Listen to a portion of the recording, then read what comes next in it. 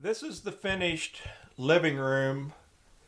You know, shiplap ceiling, shiplap walls, rough pine south wall.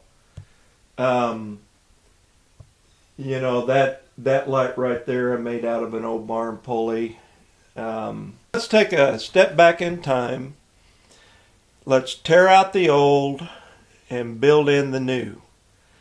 Actually, we're tearing out the old and building back in the old, but at least the old looks new. So anyway, let's there's going to be I don't know, a few probably short videos on the build on how we got to where we are right now.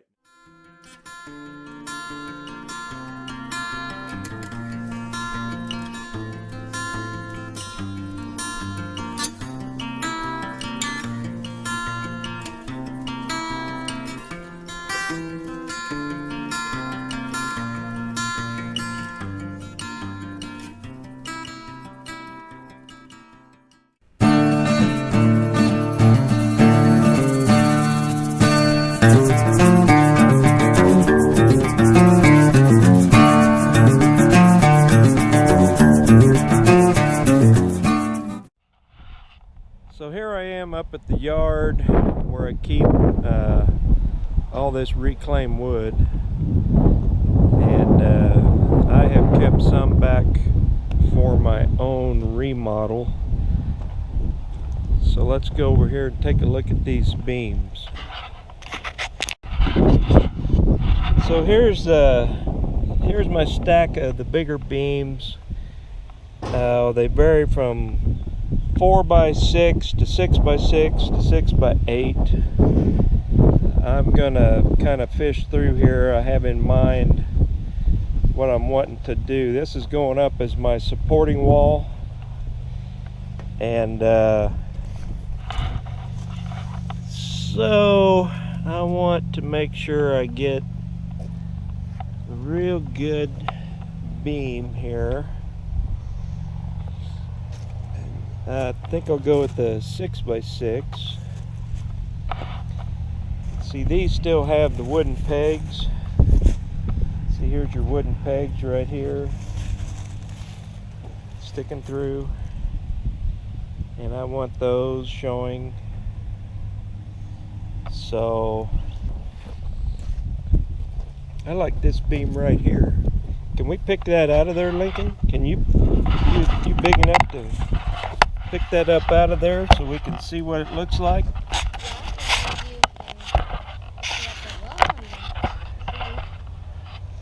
I want to just set it right up here. It's heavy. Okay. Oh, there you go. Got it. Oh. I like that beam. It's got character. It's got character to it. See this? This is where horses chewed on it. See that right there? That's where the horses chewed on it. I think this would be a pretty good beam. Let's roll it over. Let's roll it over that way. I want to see what I've got here for. Okay, so here is wooden pegs. All right, this will work. I'm going to get 2 of those, and then these 4x6s I'm going to use to be a support, you know, support the beams. So, boy, I like that. I like this. This is good character right here. These, those sticking up. Yeah. I mean, that's old school. So today is the day that I'm going to start putting beams up. up. This beam behind me right here is a support beam. I'm taking the walls out, so this beam is going to be supporting the entire ceiling in the living room. And then of course there'll be beams supporting it. So this is a 6x6 beam, 1886 I think is what the, but this there's two pieces. They'll be connected by a scarf joint. I left the wooden pegs in. I think those are pretty cool. So this is where all the tendon and mortise was in it. So these are pine beams. So let's get started on putting this rascal up.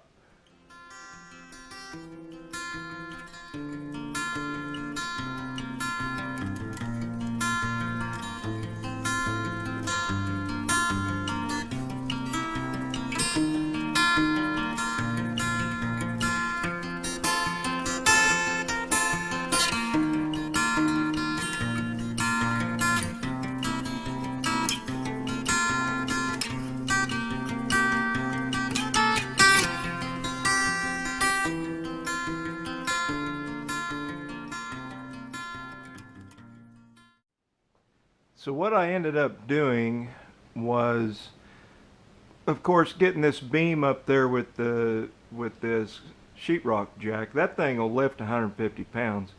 That beam, that's not a big beam. I doubt it weighed more than, I don't know, 70. So to get it tight, I'm using a floor jack and jacking it up tight.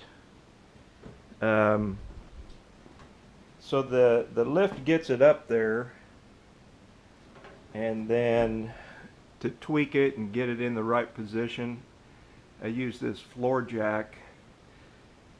Now to keep it from moving, I'm just going to put one single screw right in that scarf right there, just so this beam won't try to slide out or move till I can get the other one up.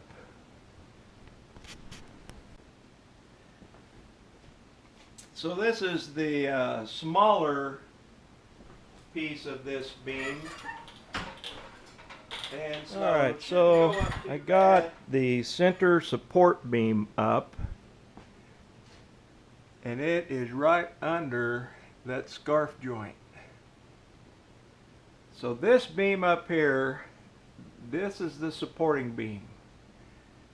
Once I go under the house and support the floor joists, get braces on those, then I'll knock that wall out, and all the way to this living room will be on that support beam.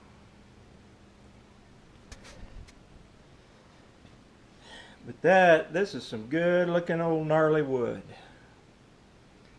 6x6 post is what I've got here, and like right there is your wooden pegs are still in it.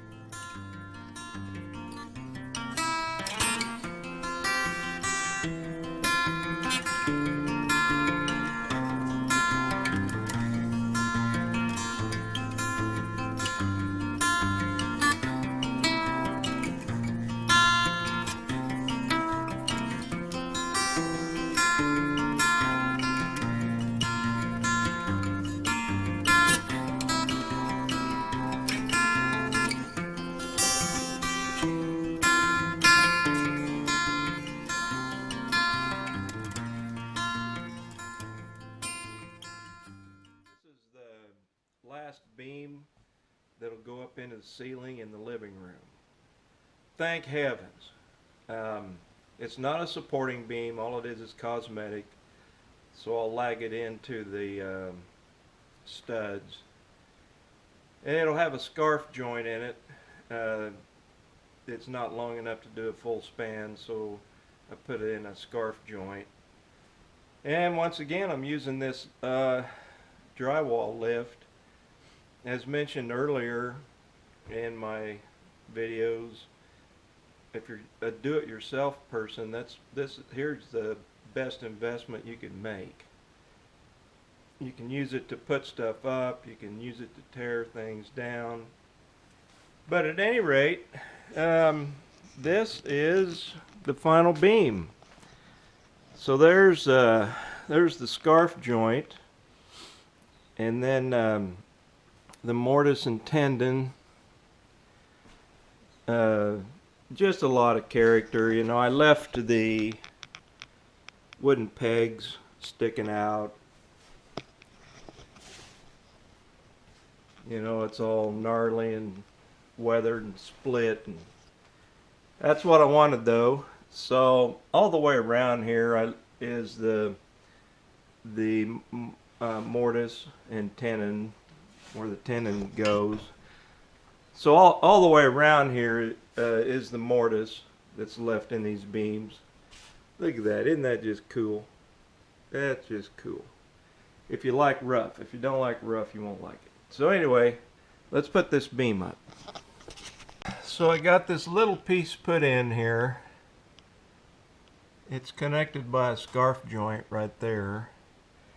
And you want those joints as tight as you can. Now what I'll probably do is take a Dremel tool, and that crack right there, I'll just extend that crack right on through. And then that also kind of helps hide that joint, to extend that crack through there. So that's later. This is the last beam to go up in the living room. Thank heavens. Didn't think this day would ever come. Took many, many cuts. I always cut them oversized, and then I'll shave off just a little. I'll shave off 1/4 of an inch or 1/8 of an inch and check it, and then shave off a little more. Because, you know, you can't go to the hardware store and buy another one. So, just to make sure I don't flub up, I may make 8 or 10 cuts on one just to make sure it fits tight. And so now I'll lag this thing in.